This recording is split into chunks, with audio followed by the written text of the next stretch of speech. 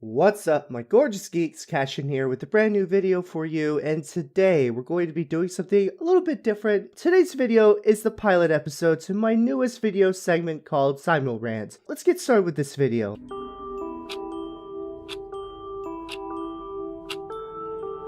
We cannot resist that which is.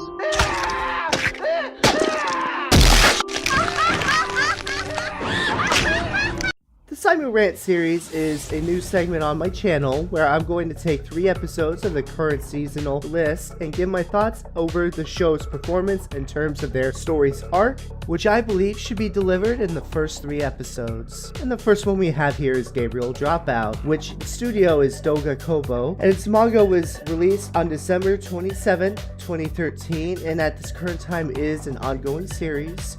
And then we also had the anime release at January 9th, 2017. The genre has been known to be a mix of comedy and supernatural. After passing heaven's school, graduated angels are sent down to Earth so that they can learn and experience human life, guiding humans on the correct path so that way they too can become angels. Gabriel, one of the top angels of her class, ends up getting caught up in playing a video game upon arriving on Earth, corrupting her and turning her into a lazy slob. Overall, Gabriel Dropout is a cutesy high school slice of life comedy with a supernatural twist to refresh a beaten down horse of a genre. The pull of this show comes from the relationship dynamic that the characters have with one another, which again are all cliche high school anime girl relationships. What makes Gabriel Dropout different from the hundreds of other shows just like it is that the contrast in the characters. You don't expect the characters to act the way that they do, which does clash with their character models. The first 3 episodes are actually quite solid with a well-developed premise for the show, but as far as this show being unique, it falls short, only relying on its supernatural nature to keep it fresh. This to me was a disappointment, and as far as it being something unique, well, it doesn't do it well.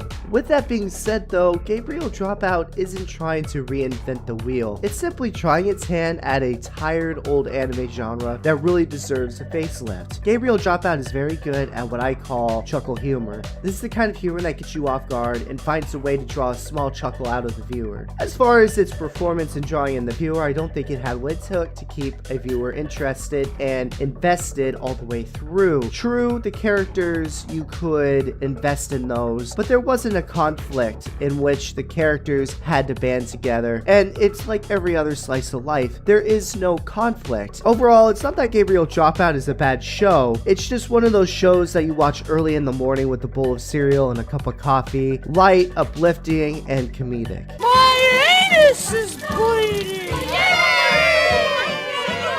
The next on the list is going to be Fuuka. It is made by Dio Media, and the manga released in February 12, 2014, with a show released in January 6 of 2017, and the genre is surprisingly music, romance, and ecchi. Now, I was surprised when I first watched this show because it's actually a music anime. It's not, let's sing one song and then the rest of it, let's just do fuck all. This show actually has the characters trying to join a band and actually has them trying to become real talent. Now, I don't know what to say about the actual plot because the plot itself is very shallow. Just look at the plot synopsis for a second. That's it. That's the entire show, basically. And the first 3 episodes, that is the show. That there's nothing to it but that. It's such a shallow beginning for what I would consider an actually pretty good anime. Now, to be honest, this show did take me by surprise. I went into the first 3 episodes of Fuuka expecting it not to grab my attention. Just another girl meets boy anime cliche that we've seen time and time again. Although most of the moments in the show were utterly predictable, the only unpredictable part of it all was how much of a bitch Fuuka is to you. And all he actually wants to do is just live his life online on Twitter. Just when I thought she couldn't get any more bitchy, she just finds a way to top it off. Probably the most impressive part of this show though comes from pacing of its drama by introducing its love triangle rather than just establishing best girl status to Fuuka just because her name is the damn title of the anime. The biggest strength the show has over its counterparts is a solid setup development in the first 3 episodes. Give me a break. Carl! My stomach was making the rumblies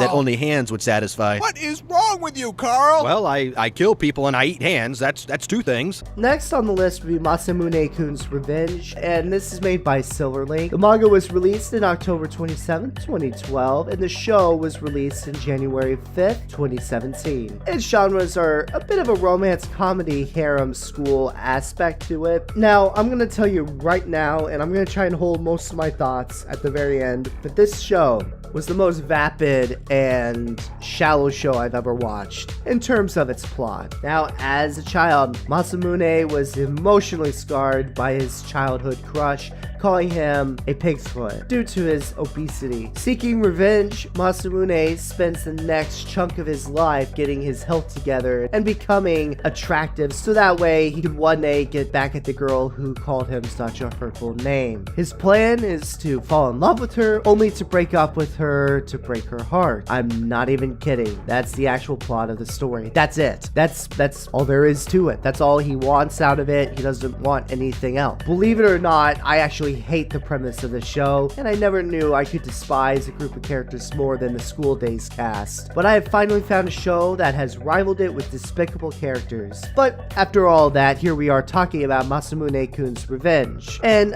honestly, I do have to commend you for the bullshit that you have tried to pull, and damn it, it worked.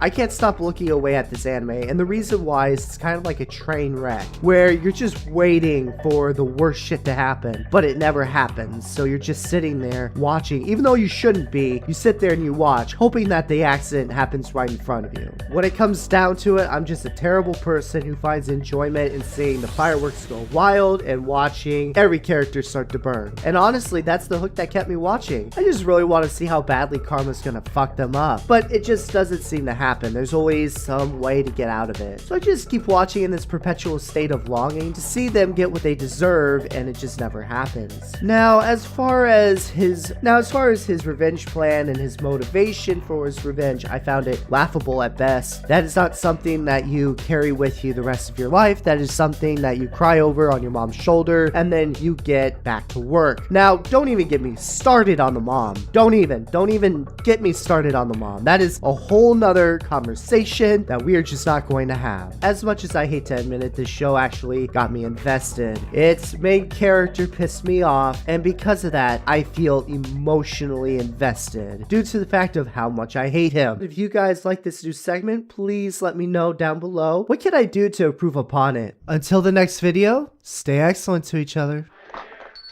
Look, Daddy, teacher says every time a bell rings, an angel gets his wings. That's right.